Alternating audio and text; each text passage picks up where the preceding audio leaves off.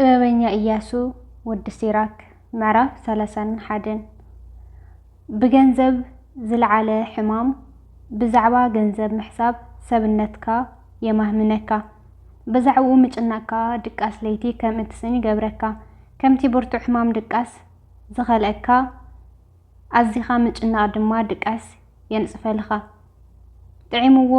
ኣራጢጡ ምእንቲ ክነብር ሃብታም ሰብ ብዙሕ ገንዘብ ንምእካብ ኣበርቲዑ ይጽዕር ድኻ ሰብ እናደኸየ ንዝኸይድ ናብርኡ ኣዝዩ ይጽዕር እንታይ ዕረፈ ኸኣ ተጸባዩ ኾይኑ ይነብር እቲ ገንዘብ ዝፈቱ ከቶ ጻዲቕ ኣይጸድቕን እዩ እቲ ደድሕሪኡ ዝጐይ ድማ ብኡ ተሓቢሉ ይስሕት ብምኽንያት ገንዘብ ዝጠፍእ ሰባት ብዙሓት እዮም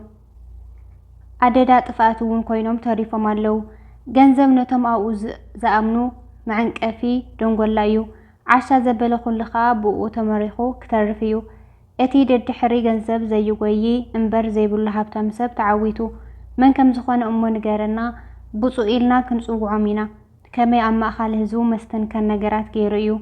እዚ ሰብ እዚ ክሓጥእ እንከሎ ዘይሓጥእ ክፉእ ክሰርሕ እንከሎ ክፉእ ዘይገብር ብገንዘብ ተፈቲኑ ንጹህ ኮይኑ ዝተረኸበ እዩ ክምካሕ ዝግባእ ከኣ ንሱ እዩ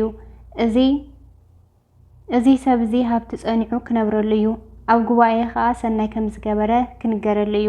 ስነ ስርዓት ኣብ ዕድመ ኣብ እንዳ ዓብዪ ሰብ ተዓዲምካ ኣብ መኣዲ እንተተቐመጥካ ኣይትሰስዕ ኣቤት ቀሪቡ ዘሎ ምግቢ ክበዝሕ ኢልካ እውን ኣይትዛረብ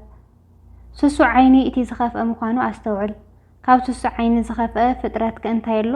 ስለዚ ድማ እያ ዓይኒ ኩሉ ሳዕ እትነብዕ ዝረእኻዮ ዘበለ ንኽተልዕል ኢድካ ወስ ኣይተብል ኣብ መኣዲ ምሳኻ ንዝተቐመጠ እናፈግፈግካ ኣይተጸበበሉ ጎረቤትካ ከምቲ ናትካ ዝበለ ስምዒት ከም ዘለዎም ይፈልጠካ ኣብ ኩሉ ነገር ከኣ መስተውዓል ኹን ነቲ ኣብ ቅድሚኻ ዝተቐረበልካ ከም ኣበላልዓ ሰብ ጌርካ ብልዓዮ ሰብ ከይጸልአካ ክትሓይክ ከለኻ ቀምጣዕ ቀምጣዕ ኣይትበል ንኻልኦት ከይትዕንቅፍ ብሉዕ ዘይጸግብ ሕሩፍ ኣይትኹን ጽቡቕ ስነ ስርዓት እዩ እሞ ቅድሚ ኩሉ ምብላዕ ሕደግ ኣብ መንጎ ብዙሓት ሰባት እንተደኣ ኣብ መኣዲ ተቐሚጥካ ንሳቶም ከይጀመሩ ቀዲምካ ኢድካ ወስ ኣይተብል ነቲ ብስነ ስርዓት ዝዓበየ ሰብ ንእሽቶ እያ እተኣኽሎ ምስ ናይዚ ድማ ኣብ ዓራት ትንፋስ ኣይክሓጽሮን እዩ እቲ መጢኑ ዝበልዕ እዩ ጥቕሚ ድቃስ ዝድቅስ ንሱ ቐልጢፉ ይትንስእ ጥዕና ኸኣ ይስምዖ ስሱዕ ግን ክሳብ ዝበስኑ ይበልዕ ሽዑ ከይደቀሰ ይሓድር ኩሉ ይጸልኦ ጭንቀት እውን ይሕዞ ክሳብ እተዋሃፀ እንተደኣ በሊዕኻ ግን ካብ መኣዲ ተንስእ እሞ ክሐሸካ እዩ ኣታወደይ ከይንዕቐካ ጽኒኢልካ ስምዐኒ ኣብ መወዳእታ ኸኣ ንምኽረይ ክትፈትዎ ኢኻ ኣብ ኩሉ ስራሕካ ትጉህ ኩን ሕማም ዝበልዎን ኣይክትንክፈልካን እዩ ብልግሲ ምግቢ ንዝቐረበ ሰብ ኩሉ ይንእዶ እቲ ንለጋስነቱ ዝቐርብዎ ምስክርነት ከኣ ቅቡል እዩ ነቲ ብበቂ ምግቢ ዝቐረበ ሰብ ከኣ ሰብ እታ ከተማ ይነቕፍዋ እቲ ብዛዕባ ብቂ ዝቐርብዎ ንቐፌታ ከኣ ልክዕ እዩ ነቢት ንብዙሓት ኣጽነዮ እዩ እሞ ንሰብኣውነትካ ነቢት ምስታይ ክትለምዶ ኣይትፈትን ከምቲ ሓጺን ብሓዊ እናርሰንካ ኣብ ማይ ብምእታው ዝፍትን ከምኡ ኸኣ ጠባይ ዓብይ ሰብ ሰኺሩ ክካታዕ ከሎ እዩ ዝፍለጥ መጢንካ እንተ ደኣ ሰቲኻ ነቢት ህይወት እዩ ዝህበካ ነቢት ንሰባት ከሐጉስ ዝተፈጠረ ስለ ዝኾነ ነቢት ዘይሰቲ ሰብ ህይወት ከስተማቕሮ ኣይክእልን እዩ ነቢት ኣብ ሰዓቱ መጢንካ ክትሰቲ ከለኻ ባህ ይብለካ ሕጉስ እውን ይገብረካ መጠን ዘይብሉ ነቢት እንተ ደኣ ሰቲኻ ግና መሪር ይፈጥረልካ ናብ ክፍኣት ይደፋፍአካ ካብኡ ሓሊፉ እውን ሰንከልከል የብለካ ስኽራን ንዓሻ መሊሱ ከም ዝቕጥዖ ይገብር ኣብ ጉድኣቱ ኸኣ የብጽሖ ንሓይሉ የድኩሞ ዝቖሰለ መውቃዕቲ እውን የብዝሐሉ ንጎረቤትካ ነቢት ከተስትዮ ከለኻ ኣይትውቀሶ እዋን ሓጐስ እዩ እሞ ብምንዓቕ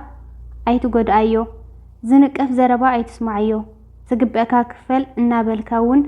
ኣይትጨንቐሉ ምዕራፍ 32 ኣብ በዓል ኣብ ዳስ እንተ ገበርካ ኣይተኸበር ከም ሓደ ካብኣቶም ኩን ብጽቡቕ ተኸናኸኖም ብድሕሪኡ ከዓ ተቐመጥ ተግባርካ ምስ ፈጸምካ ጥራይ ናብ ቦታኻ ተመለስ ብኣቶም እውን ባህ ክብለካ እዩ ጽቡቕ ስለ ዘመሓደርካ ድማ ዝተጎንጎነ ናይ ክብሪ ዕምባባ ክትቅበል ኢኻ ንስኻ እታ ካብ ኩሎም እትዓቢ ክትዛረብ ይግብአካ እዩ እሞ ተዛረብ ሙዚቃ እንተሎ ከዓ ኣይተቋርጽ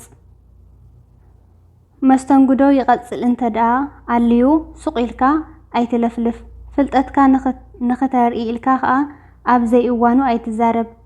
ነብቲ እናሰተኻ ሙዚቃ ምስማዕ ከምቲ ኣብ ወርቂ ዝተሰኽዐ ክቡር ዕንቁ እዩ እወ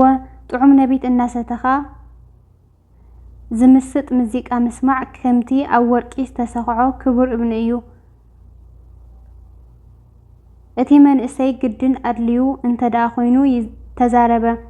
ግን ካብ 2 ሰዕ ኣይብዛሕ እዚ ከዓ ንኽትዛረብ እንተ ተሓቲትካ ጥራይ ይኹን ኣሕፂርካ ተዛረብ ብውሕድ ቃላት ሓሳብካ ግለጽ ከምቲ ፈላጥ ግና ዘረብኡ ዝዓገት ኩን ምስ ዓበይቲ እንተለኻ ማዕርኦም ክትከውን ኣይትፈትን ካልእ ክዛረብ ከሎ ከዓ ጠብሎቕ እናበልካ ኣይትሕለፍ ከምቲ ብርቂ ነጎዳ ዝቐድም ንትሕሰብ ከዓ ዘንኡ ይቐድሞ ካብቲ ዝተዓደምካሉ ገዛ ብእዋኑ ውፃእ ድሕሪ ኩሉ ኣይትትረፍ እወ ንድሕሪት ኣይትትረፍ ቀልጢፍካ ንገዛኻ ተመለስ ኣብኡ ባህ ይበልካ ተዘናጋዕ ኣብ ሓሳብካ ዝመፀካ ዘብሎ ኩሉ ግበር ብትዕቢት እናተዛረብካ ከይትሓጥእ ግን ተጠንቀቕ እዚ ኩሉ ስለ ዝሃበካን ብሰናይ ውህብቶ ስለ ዝሐጎሰካን ንፈጣሪኻ መስግን ሓልዮት እግዚኣብሔር እቲ ንእግዚኣብሔር ዝፈርሕ ተግሳጽ ይቕበል እቶም ንኽደልይዎ ኣንጊሆም ዝትስኡ ከዓ ኣብ ቅድሚኡ መጎስ ክረኽቡ እዮም እቲ ንሕጊ እግዚኣብሔር ዘጽንዕ ብኡኡ ክመልእ እዩ እቲ ግብዝ ግና ብኡኡ ክዕንቀፍ እዩ እቶም ንእግዚኣብሔር ዝፈርሑ ቁኑዕ ዓየናይ ከም ዝኾነ ይፈልጡ እቲ ሰናይ ግብሮም ድማ ከም መብራህቲ የንጸባርቕ ሓጢእ ሰብ ተግሳጽ ይጸልእ ምስኡ ዝስማዕማዕ ወሳኒ ድማ ይጸልይ ማይ ዝሰተየ ሰብ ንዝሃብካዮ ሓሳብ ሸለል ኣይብልን ምኩሕን ዕቡይን ሰብ ግና ኣብ ቅድሚኡ ገለ ነገር እኳ ደው ክብል ኣይደልን ብጥንቃቐ ከይሓሰብካ ገለ ነገር ኣይትግበር ምስ ገበርካዮ ከዓ ኣይትጠዓስ ጥውዋይ መገዲ ኣብ ዝመስል ነገር ኣይትእቶ ብእምኒ ከም ዝዕንቀፍ ከዓ ተደጋጋሚ ጌጋ ኣይትግበር ኣብ ዘይትፈልጦ መገዲ እምብዛ ኣይትተኣማመን ኣብ መገድኻ ኩሉ ግዜ ጥንቁቕ ብተግባር ኩሉ ተጠንቀቕ ከመይ ንሕጊ እግዚኣብሔር ምሕላው ማለት ንሱ እዩ እቲ ብሕጊ ዝኣምን ትእዛዝ እግዚኣብሔር ይፍጽም እቲ ብእግዚኣብሔር ዝኣምን ከዓ ጥፍኣት ኣይክበጽሖን እዩ ኣሜን ስለ ተቕዱስ ቃሉ እግዚኣብሔር ኣምላኽና ዝተኸበረ ዝተመስገነ ይኹን ምዕራፍ 33 ይቕጽል